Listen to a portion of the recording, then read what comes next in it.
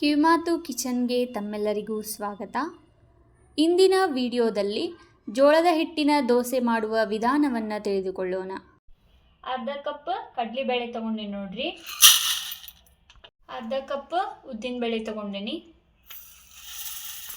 ಒಂದು ಸ್ವಲ್ಪ ಮೆಂತ್ಯ ಕಾಳು ಸೇರ್ಸಾತೆ ನೋಡ್ರಿ. ಒಂದು 2 ಗಂಟೆ ನೆನೆಯಕ್ಕೆ ಹಾಕ್ಬೇಕು ನೋಡ್ರಿ. ಅವನ್ನ ನೋಡ್ರಿ 2-3 ಗಂಟೆ ನೆನೆಸ್ಕೊಂಡೇನಿ. ಇವನ್ನ ಚೆನ್ನಾಗಿ ನೆನೆದವ. ಈಗ ಮಿಕ್ಸಿ ಹಾಕೊಳಕತ್ತೀನಿ.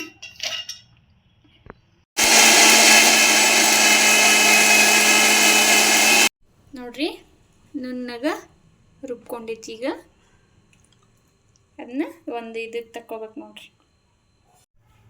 ಇದಕ್ಕೆ 2.5 ಕಪ್ಪಷ್ಟು ಜೋಳದ ಹಿಟ್ಟು ಹಾಕತ್ತೆ ನೋಡ್ರಿ.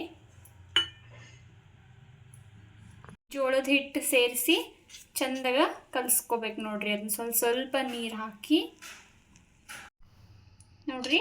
ಪೂರ್ತಿ ತೆಳುವಾಗಿರಬಾರ್ದು, ಸ್ವಲ್ಪ ತಿಕ್ಕಾಗಿದ್ರೆ ಉಬ್ಬುತ್ತ ಹಿಟ್ಟು ನೋಡ್ರಿ. ಚಂದಾಗ ಕಲಿಸಿ ಇದನ್ನ ಒಂದು 6 ಗಂಟೆ, ಒಂದು 5-6 ಗಂಟೆ ಫರ್ಮೆಂಟ್ ಆಗಾಕ್ ಬಿಡಬೇಕು ನೋಡ್ರಿ.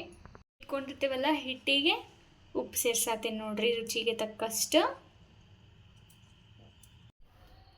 ತವಾ ಕಾದೈತೆ ನೋಡ್ರಿ, ಸ್ವಲ್ಪ ಎಣ್ಣೆ ಹಾಕ್ಕೊಳತ್ತೀನಿ. ಅದಕ್ಕೆ ಸ್ವಲ್ಪ ಹಿಟ್ಟು ಹಾಕ್ಕೊಂಡು ಹಿಂಗೆ ತೀಡ್ಬೇಕು ನೋಡ್ರಿ ಹಗ್ಗರ್ಕ.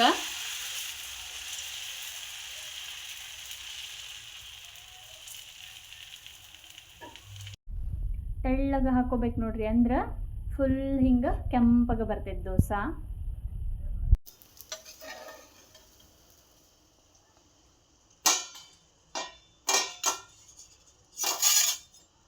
Super crispy dosa ready. ಬಟಾಟಿ ಪಲ್ಯ ಬೆಸ್ಟ್ ಕಾಂಬಿನೇಷನ್ ನೋಡ್ರಿ ಇದಕ್ಕೆ. ನಮ್ಮ ವಿಡಿಯೋ ನಿಮಗೆ ಇಷ್ಟವಾಗಿದ್ದರೆ ದಯವಿಟ್ಟು ಲೈಕ್ ಮಾಡಿ, ಶೇರ್ ಮಾಡಿ ಹಾಗೂ ಸಬ್ಸ್ಕ್ರೈಬ್ ಮಾಡಿರಿ. ಇನ್ನೊಂದು ಮಾತು ಮರಿಬೇಡ್ರಿ, ನಿಮ್ಮ ಮನೇಲೂ ಮಾಡಿರಿ, ಹೆಂಗಾಗೈತಿ ಅಂತ ನಮಗೆ ಕಮೆಂಟ್ ಬಾಕ್ಸ್ ಒಳಗೆ ತಿಳಿಸ್ರಿ.